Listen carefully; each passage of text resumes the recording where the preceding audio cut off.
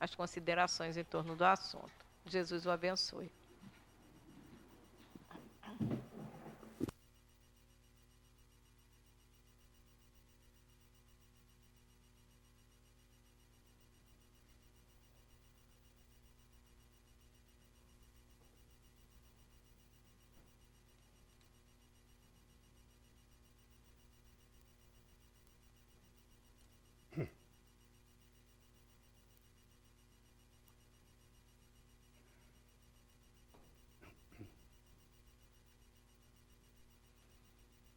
Boa noite a todos, aos nossos corações, a paz e a graça de nosso Senhor Jesus Cristo. Elevemos as nossas consciências em uníssono a Deus nosso Pai e a Jesus, o Mestre das nossas vidas, das nossas almas, nesse preito de amor, de gratidão, de reconhecimento por nossas vidas aqui nesta terra, pelas oportunidades que temos e que já tivemos neste mundo e ainda teremos, e pelas bênçãos que sempre recebemos em Deus, por Jesus Cristo, nosso Senhor.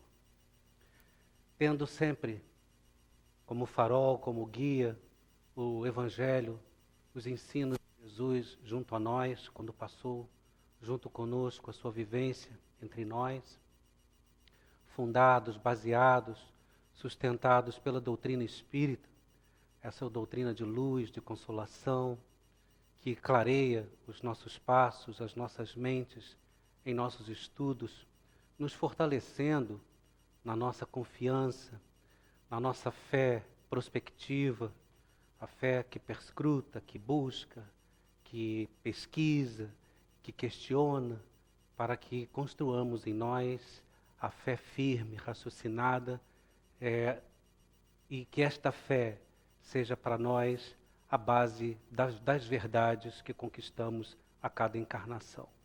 Que Deus e Jesus nos abençoe nesta noite de estudo, aos corações aqui presentes, muita paz.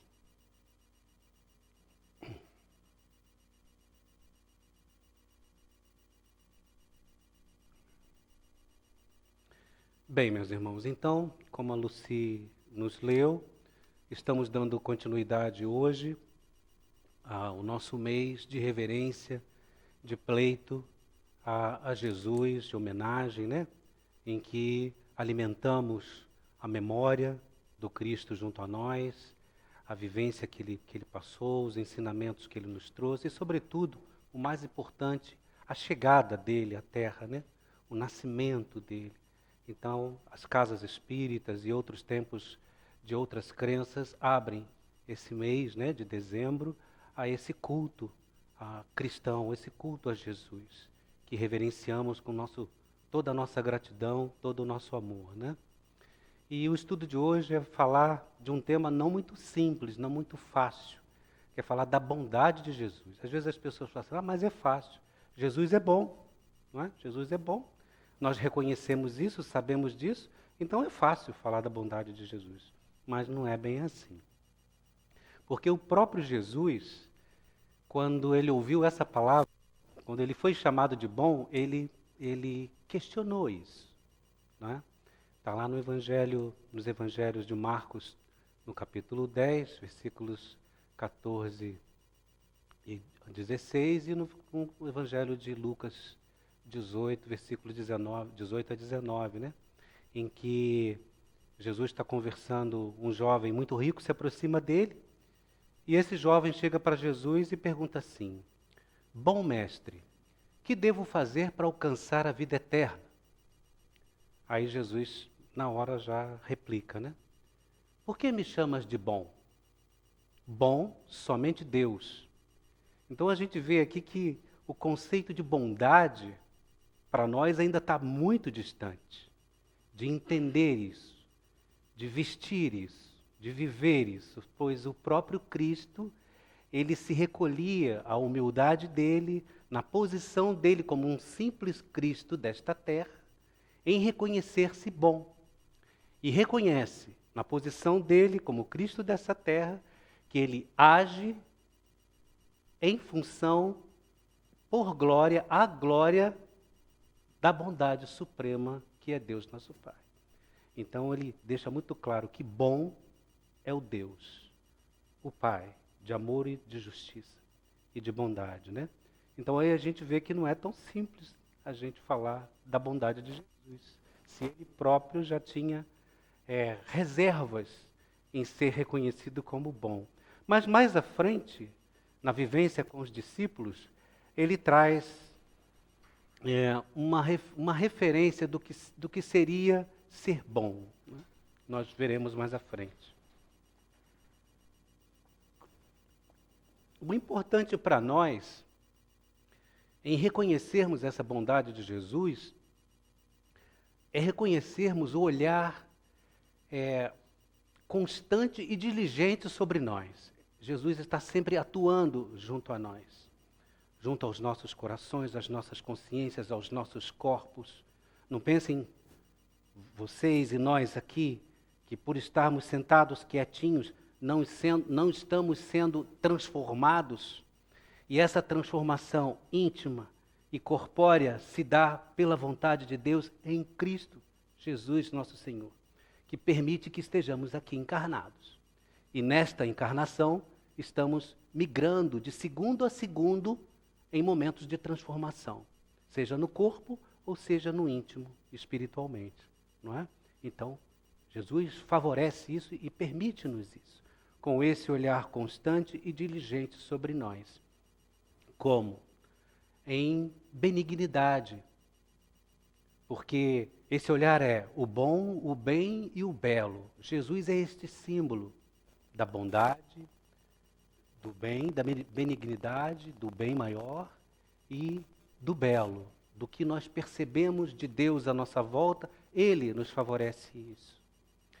Quando falamos do bom, nós percebemos que Jesus está junto a nós pela nossa capacidade de sermos solidários, né? Quando Ele nos induz, nos exorta, nos orienta pelos ensinamentos a nos colocarmos na pele do outro, na situação do outro, para que, vestindo a dor do outro, nós possamos acolher. O tempo todo, durante todo o tempo que Ele esteve conosco, e os ensinos que Ele deixou, e o culto à sua vida, o culto aos preceitos cristãos que Ele nos deixou, Ele nos exorta a isso, a solidariedade, a compaixão, a nos apiedarmos, porque somos capazes de nos apiedarmos, só não nos esforçamos para isso. Nos apiedamos, mas nos recolhemos em nós, não nos lançamos ao acolhimento. Também vamos falar disso. E a outra questão é o servir. Ele fala o tempo todo nos evangelhos que ele não veio para ser servido, ele veio para servir e resgatar aqueles que estão perdidos. Então esse é o olhar diligente do bom.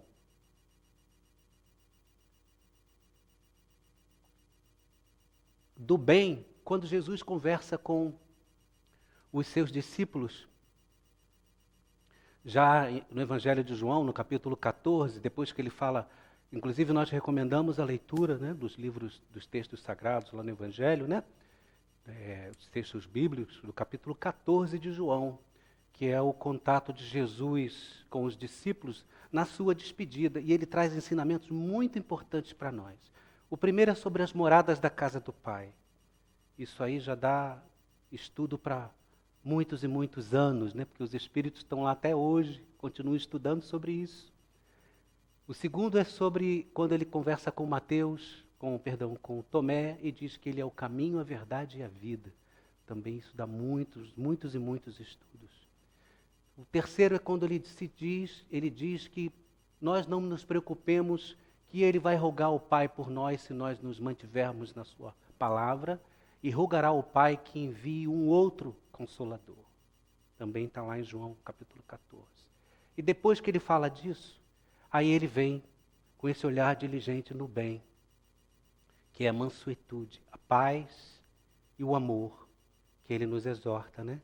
E ele diz, eu vos deixo a paz, eu vos dou a minha paz, não vou-la dou como o mundo a dá. Então ele mostra que nós temos que buscar a paz dele, de Jesus, conquistando em nós, por essa paz dele, a nossa paz. E depois ele nos exorta ao amor, também no capítulo 13, 14 e 15, quando ele fala assim: deixo-vos um outro mandamento, que vos amais uns aos outros como eu vos tenho amado. Amar como ele nos amou. É muito fácil amar do meu jeito, né? Do jeito dela, mas amar como Jesus nos amou é de uma profundidade muito grande. E é esse esforço que ele nos pede, que nós nos amemos como ele nos amou. E ele termina assim: nisto sereis reconhecidos como meus discípulos, por vos amardes uns aos outros, como ele nos amou. E essa é a exortação do bem, o olhar dirigente do bem que ele nos deixou. E em relação ao belo, é toda a criação. Toda a criação só está aí, é possível por ele. Ele tirou o planeta, ele recebeu o planeta da nebulosa solar cru, uma bola de magma, e transformou nesses recursos de vida que nós temos para as nossas encarnações. Então, quando nós percebemos, admiramos a criação, observando a Terra, essa bolinha azul que nós tanto admiramos, né? E na Terra, todo o esplendor da natureza, quando observamos as almas que habitam a Terra, sejam elas encarnadas ou desencarnadas, na humanidade corpórea, né, e espiritual que habita o planeta, isso é a natureza, isto é a criação, que só é possível porque o Cristo de Deus, com todo o seu espectro, com toda a sua irradiação da sua aura, abraça e projeta dele para fora do nosso mundo a sua amorosidade e faz com que nós estejamos aqui, encarnados e desencarnados, em várias esferas da Terra, em vários níveis evolutivos na própria Terra, em várias terras que se circundam concentricamente, né? Há vários livros, vários estudos. Tem um livro até de Mário Frigieri que se chama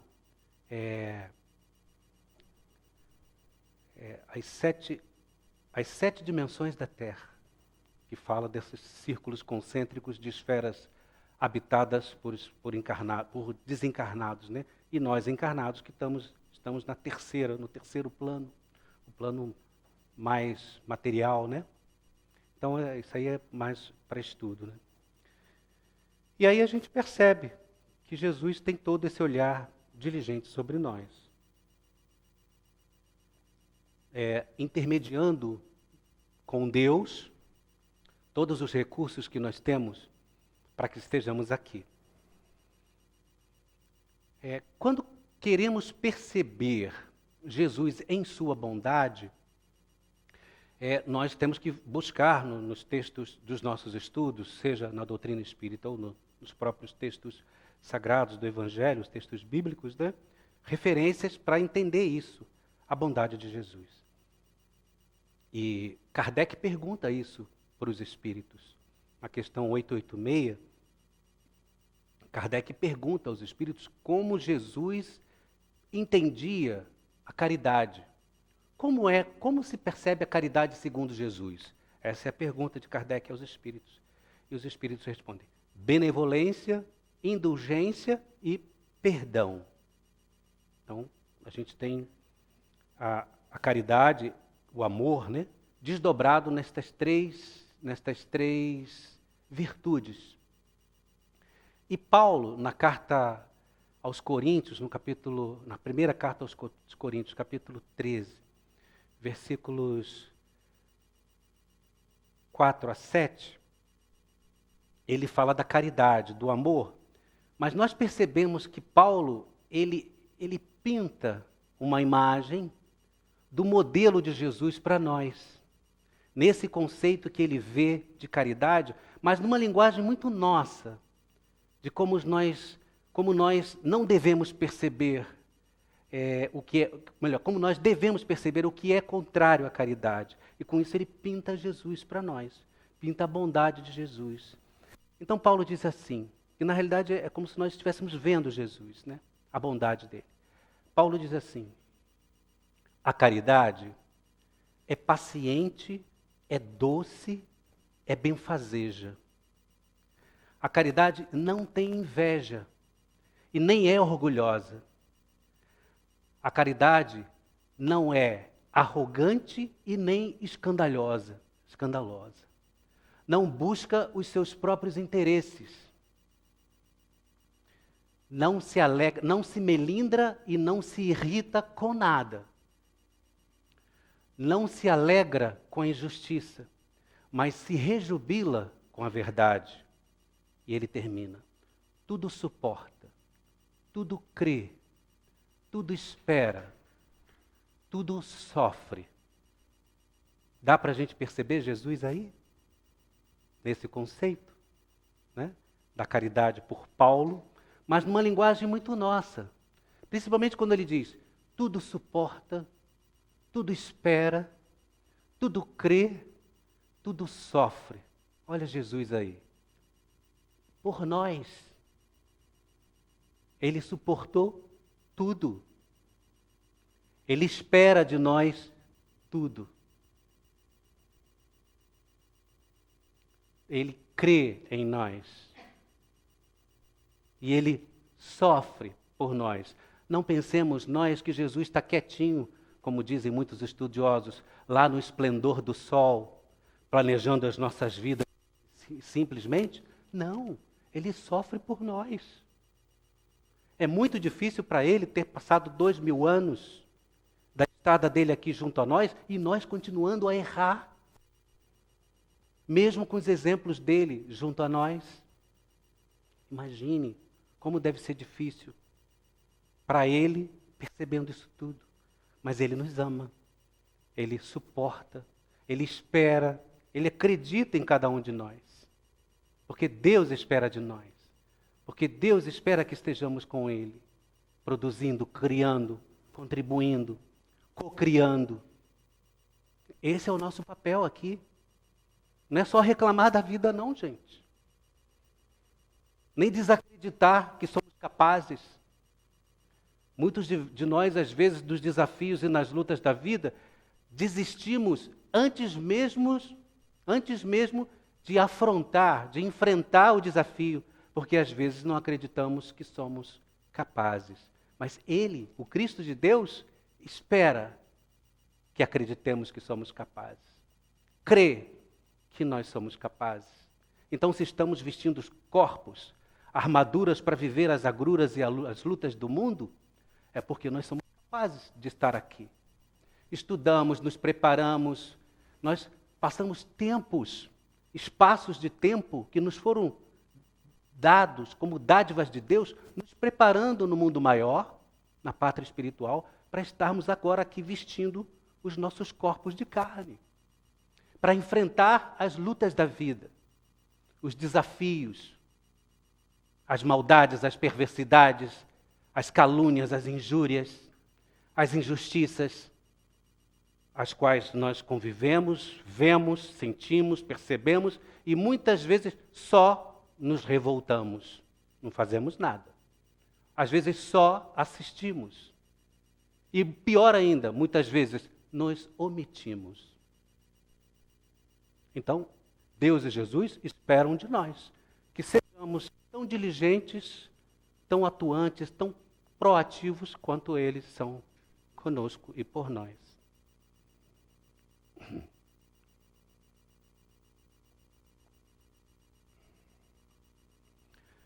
Uma outra passagem muito interessante sobre essa questão da bondade, né? Nós percebemos já no início que Jesus ele rejeita o conceito de bom para ele mesmo, mas durante os evangelhos, durante a vivência dele junto àqueles que estavam junto deles, os sofridos, os miseráveis, os doentes, né, que o acompanhavam, e essas criaturas eram de diversos níveis, de diversas profissões, e Jesus falava em suas parábolas, para as mentes, para as experienciações, para as vidas de cada um. Se era para o pastor, falava como pastor. Se era para os agricultores, falava como lavrador, né? E assim ele ia trazendo o evangelho, os ensinamentos para as cabeças, para os pensamentos, para as experiências, para as vivências, com os ensinos adequados às maturidades, às madurezas de cada um. No Evangelho de João, no capítulo 10, aí Jesus já mostra para nós o que é ser bom. Como podemos agir para ser bons? E ele traz esse conceito de uma forma simples, mas também muito ampla, que nós vamos tentar aqui desdobrar um pouquinho para esse entendimento dele, né? Para nós estamos estudando aqui muito, mas não é tão simples assim. Jesus então fala assim, do bom pastor. Muitos de nós já ouvimos essa parábola de Jesus, né? Então Jesus diz assim, em João, no capítulo 10, versículos 14 a 16 também. Então Jesus diz assim, eu sou o bom pastor, conheço as minhas ovelhas, e as minhas ovelhas me conhecem a mim, como o meu Pai me conhece, e eu conheço o Pai. Dou a minha vida pelas minhas ovelhas. Tenho ainda outras ovelhas que não são deste aprisco. Preciso conduzi-las também. E haverá um só rebanho e um só pastor. Mas muitas informações tem aí no bojo dessa conversa que ele teve com os pastores. Quando ele diz que eu conheço as minhas ovelhas e as minhas ovelhas me conhecem a mim, ele mostra que ele está em cada um dos nossos corações, que ele habita em cada uma das nossas consciências, que ele sabe cada uma das nossas necessidades. Estejamos nós na carne ou fora dela. Quando ele diz, dou a minha vida pelas minhas ovelhas, e ele deu mesmo, né? Ele se esforçou para estar entre nós, foi um esforço muito grande para encarnar, e depois ele sofre na pele, na carne, toda aquela tribulação, todas aquelas dores cruciantes, sem precisar passar por isso. E ele deu realmente a vida dele por nós. Isso num exemplo extremo de abnegação. E depois ele diz que tenho outras ovelhas que não são deste redil, deste curral, deste ambiente. E ele diz, preciso conduzi-las também. Ou seja, ele sabe que muitos de nós, que a humanidade, humanos encarnados e desencarnados, que somos as suas ovelhas, nos desgarramos. E a despeito disso, ele está sempre nos buscando, sempre nos resgatando, sempre nos trazendo de volta para as trilhas da lei. Então ele mostra que ele é diligente, que ele está nos monitorando, que ele está conosco a todo tempo e preocupado conosco, com os nossos destinos, com o que fazemos pelo livre-arbítrio, né? Pelo que fazemos dos nossos destinos. Então, podemos ficar um pouquinho estagnados no tempo em relação ao progresso, ou podemos deslanchar seguindo os preceitos que ele nos deixou.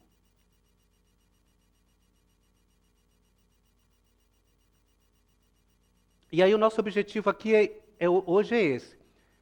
Reconhecer a bondade de Jesus por sua abnegação conosco, pelo sacrifício que ele fez conosco, por nós, humanidade, em todos os momentos de nossas existências, seja aqui ou seja fora da carne. E esse texto que a Lucy nos leu, nos deu margem para 3 reflexões, né, que estão em cima do que nós já conversamos nesses primórdios aqui das nossas reflexões, que é conversar sobre abnegação, resumindo, como ele diz na parábola do bom pastor, sobre a abnegação, sobre o conhecimento e sobre a proteção. Então, Jesus coloca nesse bojo, nesses 3 conceitos, abnegação, conhecimento e proteção, né, a ideia de bondade, que é, como ele diz, o bom pastor. O bom pastor, ele tem esses 3 conceitos firmes para cuidar das ovelhas. E é trabalhando isso que a gente vai refletir aqui, né, nesse tempo que nos é disponível. Então,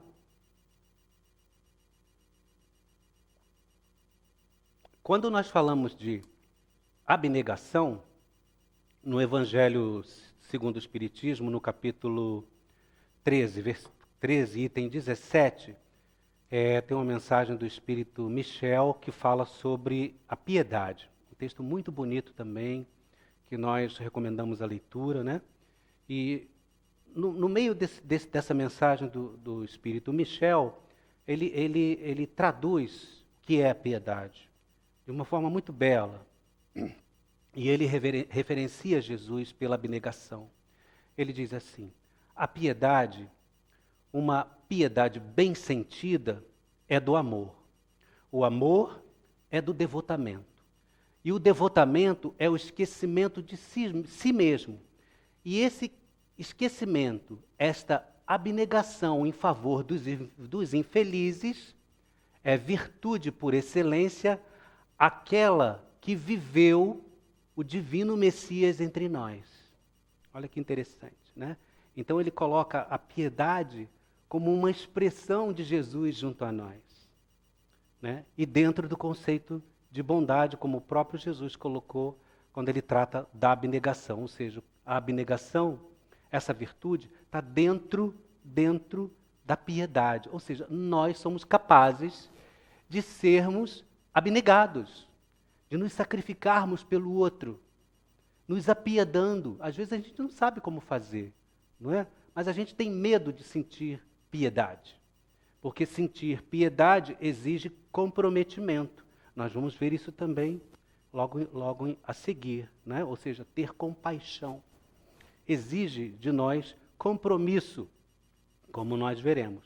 E aí, 3 ideias ficam fixas para nós nesta virtude que é a abnegação, que seria a compaixão, a benevolência e o devotamento. Isso na nossa vida de relação, uns para com os outros. E Jesus fala isso também numa outra parábola. Quando ele se refere à piedade, quando ele se refere à compaixão, né? Que está na parábola do bom samaritano, no capítulo 10 de Lucas, versículos 18 a 19. Perdão, capítulo 10 de Lucas, versículos 25 a 37. Ela é bem grandinha. Aí, tudo começa assim. Um fariseu chega para Jesus, querendo testar Jesus, e pergunta o que ele tinha que fazer para alcançar o reino de Deus.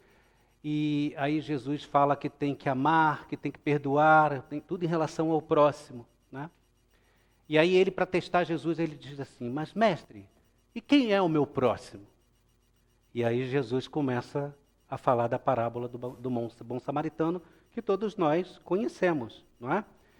Havia uma pessoa que foi assaltada, despojada dos seus bens, e aí bateram, machucaram, e aí passa um levita, que era um doutor das leis, passa ao largo, finge que não vê, como nós fazemos, né? Aí depois passa um levita, e passa um outro lá, que eu não estou me lembrando agora, né? E aí também ignora, passa ao largo, e aí chega o samaritano, que os samaritanos eram repudiados pelos judeus, pela forma de crer, né? Como nós também repudiamos outras religiões, estou dizendo nós espiritistas, mas outras crenças que se atacam umas às outras ainda hoje. E aí esse samaritano se apieda, se compadece com a dor alheia. E ele vai lá, cuida das feridas, e põe na garupa do seu cavalo, leva até uma hospedaria, paga o camareiro lá para que cuide dele, e na volta da viagem ele ia quitar o que restasse, não é? Ou seja, ele para tudo na vida dele e se lança àquele que está vivendo as suas dificuldades. E aí, depois que termina isso tudo, Jesus volta para o fariseu e pergunta assim: e então, quem foi o próximo daquele que foi despojado pelos ladrões? E aí o fariseu responde: aquele que exerceu compaixão para com ele. E Jesus diz: vá e faz o mesmo, né? Se queres alcançar a vida eterna. Então, Jesus lá, ele nos mostra que a compaixão é isso, é se sacrificar, é acolher, é ser benevolente, é se comprometer, é se devotar, se entregar para o outro. Quando nós falamos de compaixão,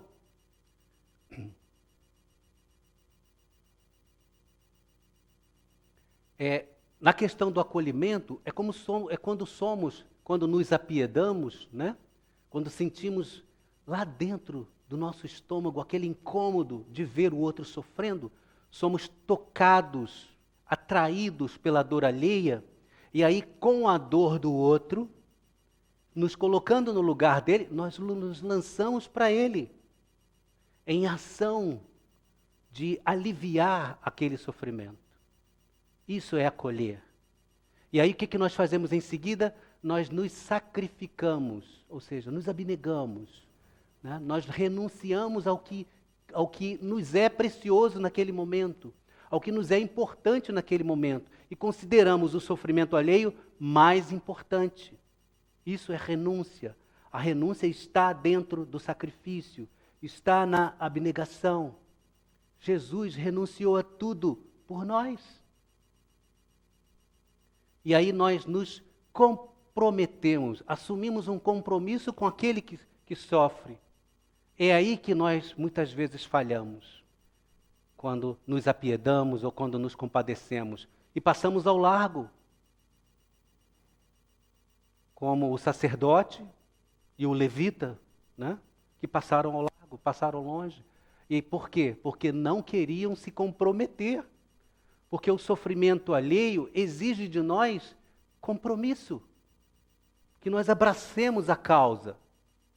Não é dizer Jesus na causa. Não. Jesus espera que nós estejamos na causa dele. E que abracemos a dor alheia. Isso é sacrifício.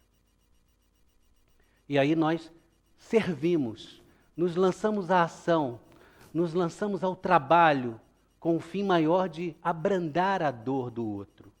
Nós espiritistas sabemos que muitas vezes, quando passamos por dores, sofrimentos, nos são necessárias essas dores para a nossa evolução. Mas é porque o outro está... Mas e aí, o outro está passando as necessidades dele, as dores, eu deixo ele sofrer? Eu não ajudo a diminuir, a abrandar? Eu não dou suporte, sustentação para que ele se sustente naquela provação ou naquela expiação? Então é isso que Jesus coloca. Esse sacrifício é por isso, para que nós abrandemos, aliviemos a dor alheia. E aí nós temos a benevolência. A benevolência é quando nós queremos o melhor para o outro. A regra áurea. Eu quero para o outro o que vai ser melhor para mim. E aí nós assistimos nesse impulso da compaixão, nós assistimos, atuamos em relação a abrandar o sofrimento do outro com amorosidade, fazendo o melhor de nós, com boa vontade. Não é por obrigação, é por boa vontade. É querer estar ali, é querer ajudar, como diz na página, é querer aliviar a dor, para que aquela criatura seja retirada da lama, seja retirada da sua condição difícil e consiga seguir os nossos passos, já que nós estamos à frente. Então é simplesmente colocar as mãos e resgatar a criatura que está sofrendo, dando-lhe a sustentação necessária. E o devotamento. Então nós vemos aí que a abnegação é compaixão, benevolência, devotamento. O devotamento é quando nós nos comprometemos com o outro. O outro é importante para mim. Como ele pensa, como ele sente, como ele vê, como ele enxerga a vida, é importante para mim. Porque às vezes a maneira de ver, sentir, enxergar a vida está deturpada. Ah, mas Miguel, como é que você sabe se está deturpada? Você está certo? Não, mas nós estamos nos esforçando para isso. Nós estamos buscando pelos preceitos que Jesus nos deixou, que seguindo as trilhas dele, nós estaremos no caminho para a verdade e a vida. E aí nós podemos chegar para o outro e dizer, olha, vai por aqui, segue por aqui, ou então vem comigo, vamos juntos. Então isso seria o devotamento, esse comprometimento com o outro, é perceber que o outro é importante, mais importante do que eu mesmo. Mas geralmente não pensamos assim. Geralmente nós somos importantes. Nós e os das quatro paredes, né? Depois os outros. Mas Jesus nos exorta ao contrário, que nós vejamos os outros e depois nos vejamos. Não que nós não devemos nos amar, porque ele mesmo disse que amemos-nos, né, a nós mesmos, ao Pai e ao próximo. Mas o próximo é a nossa referência, porque no próximo está Deus. No próximo está o Cristo de Deus. Se eu quero ver Jesus, se eu quero perceber Deus, que eu perceba primeiro aquele que está ao meu lado, à minha frente, convivendo comigo no meu dia a dia. O nosso próximo são as portas e a ponte para Deus. Perceptíveis, visíveis. Todos nós temos Deus em nós e às vezes os livros abertos, com seus evangelhos escritos, estão disponíveis para nós no outro e nós não queremos ler. Passamos ao longe, não damos importância e não sabemos a riqueza dos evangelhos escritos em cada coração.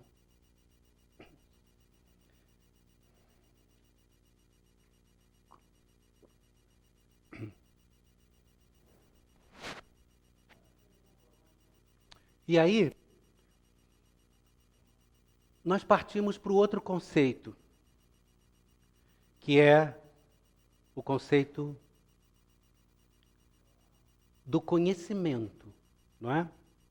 Porque, como Jesus disse na parábola do bom pastor, dá a vida por nós, conhece as ovelhas e busca aquelas que não são do redil, não são do aprisco, são do nosso ambiente cristão, para trazê-las para junto a nós. Porque ele diz, haverá um só rebanho e haverá um só pastor.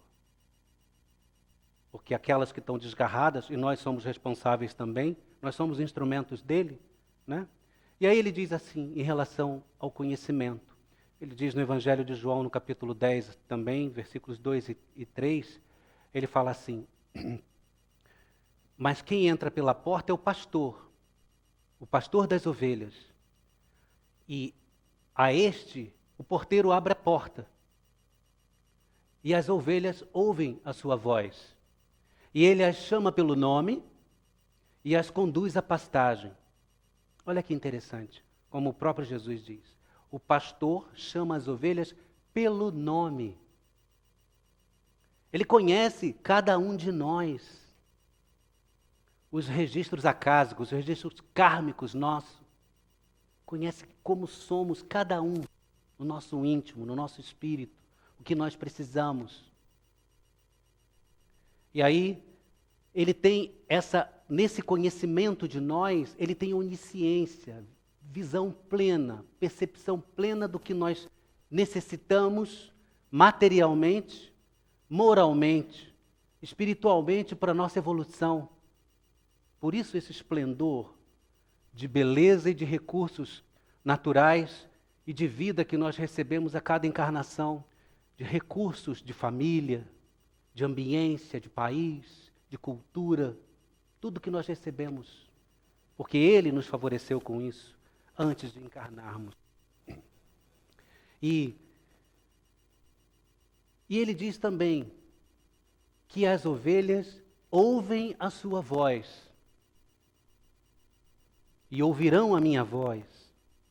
Ele adentra a porta do redil, do ambiente cristão, e as ovelhas ouvem a sua voz.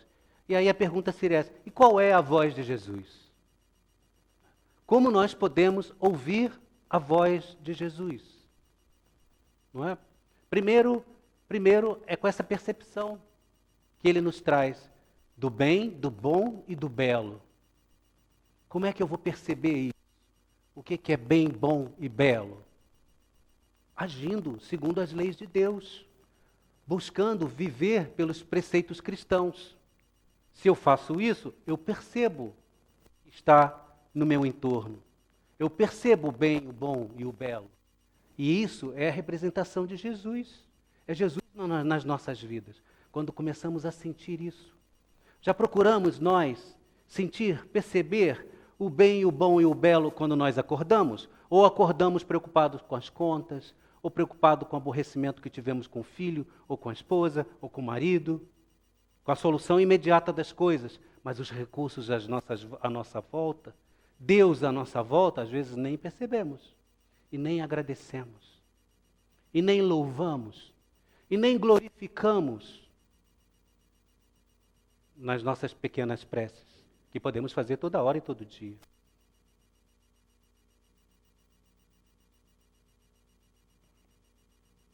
A outra voz de Jesus junto a nós foi a vivência dele conosco, que ele nos deixou como legado, os evangelhos, as doutrinas cristãs que abraçamos. Então, quando abraçamos os ensinos, os evangelhos, nós ouvimos a voz de Jesus. Estamos ouvindo aqui. Estão ouvindo aí, nas suas consciências, tilintando, vindo os pensamentos, as reflexões, amadurecendo os comportamentos, os erros, as falhas, ou as correções.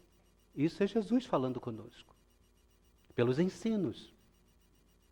Outra forma também de ouvirmos a voz de Jesus é com os tutelares dele junto a nós, com seus emissários divinos que estão aqui, nos abraçando, nos conduzindo, nos acolhendo, falando conosco, acalentando os nossos corações, pacificando-nos, felizes, alegres, porque nós estamos ouvindo, refletindo, louvando,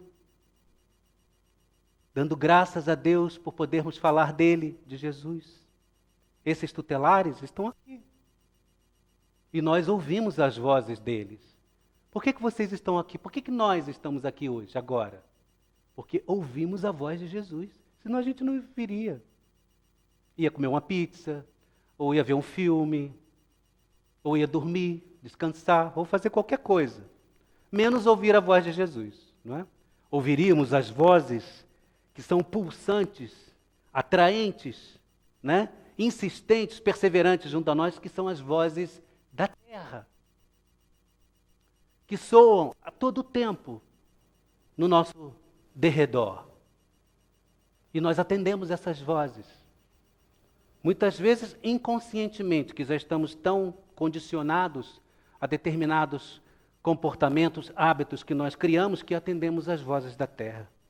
Mas façamos as nossas preces antes, ou busquemos as vozes pelos guias espirituais, antes de atendermos às vozes da terra. E aí nós frearemos os nossos impulsos animalizados, os nossos impulsos animais, né, que muitas vezes nós abraçamos.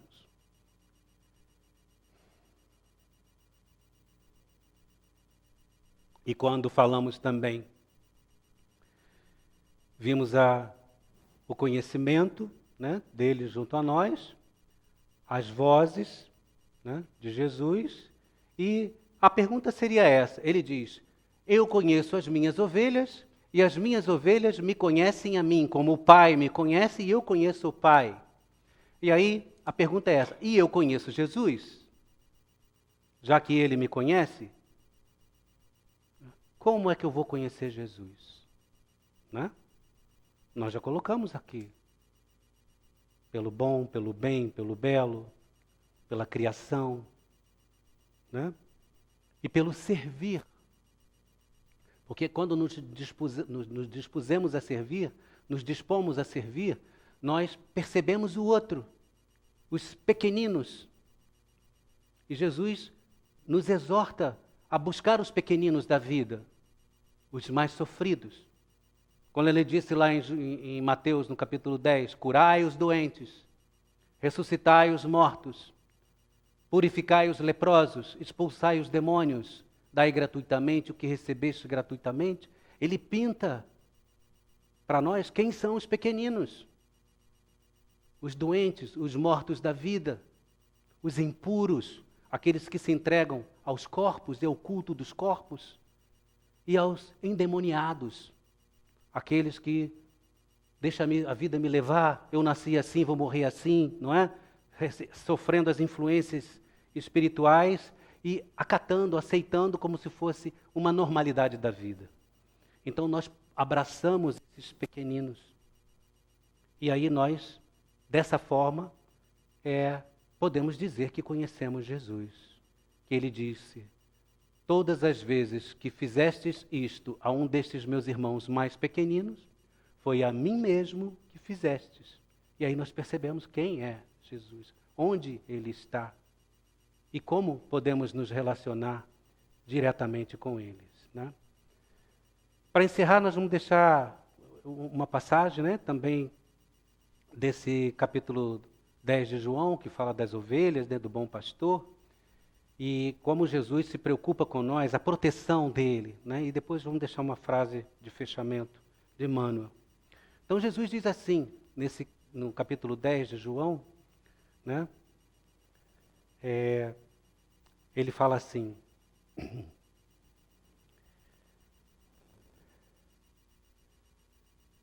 que vos parece?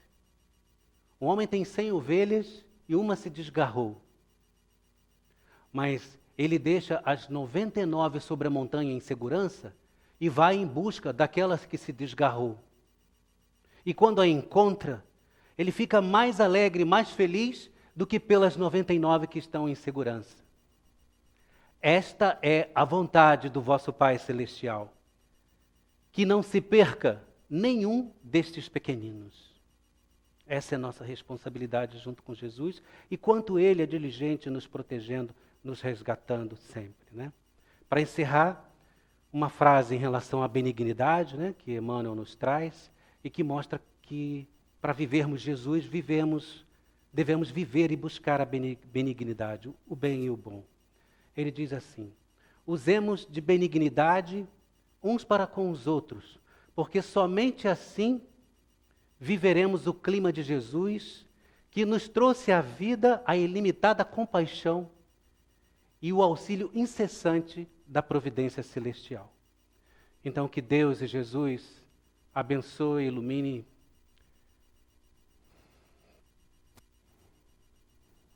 e proteja cada coração aqui presente e nos estimule sempre ao trabalho no bem. Muita paz a todos, que tenham uma feliz entrada de ano novo, de 2020, e que os corações sempre abertos ao trabalho, à busca pelo entendimento das leis de Deus. Muita paz a todos. Graças a Deus.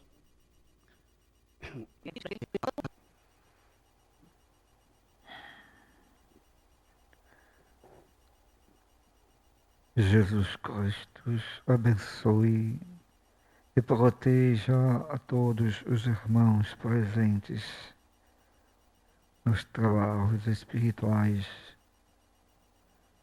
de hoje, ao término de um ano, de um ciclo de dias, podemos, caras filhas, observar o patrimônio desenvolvido para as questões da vida física, onde o corpo necessita de cuidados.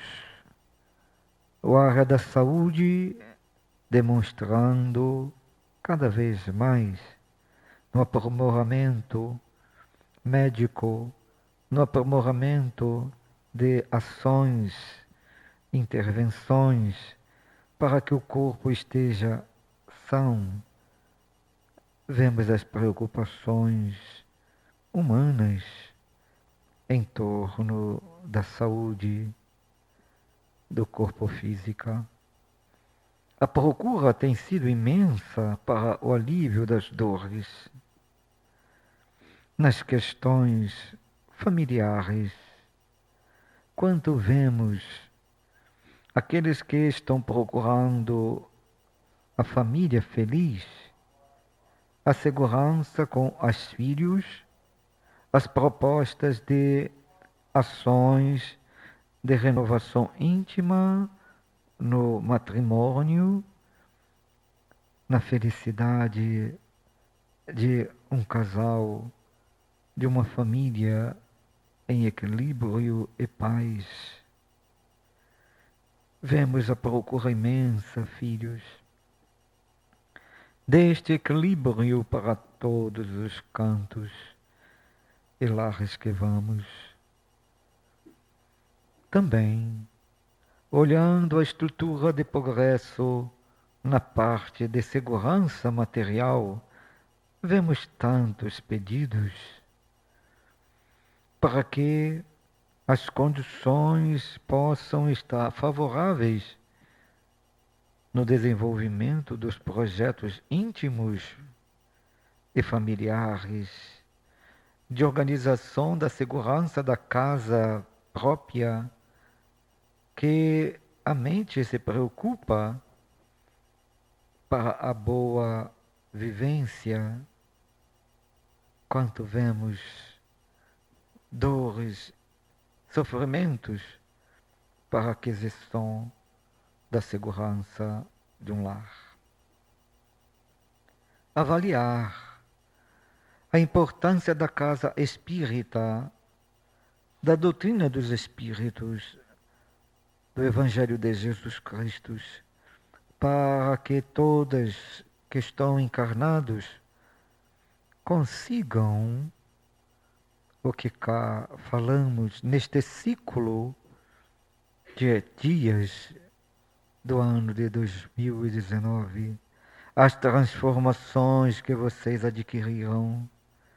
A saúde do corpo foi a proposta cá, apresentada pelo trabalho íntimo, na alegria do amar ao próximo como a si mesmo, na segurança da saúde do espírito, no desenvolvimento deste amor, na prática do bem, compreendendo as provas e as expiações que passam e equilibrando, através de oração, na segurança espiritual de vossos guias, equilibrando o emocional, equilibrando as forças vitais, e vimos quantos foram se recuperando.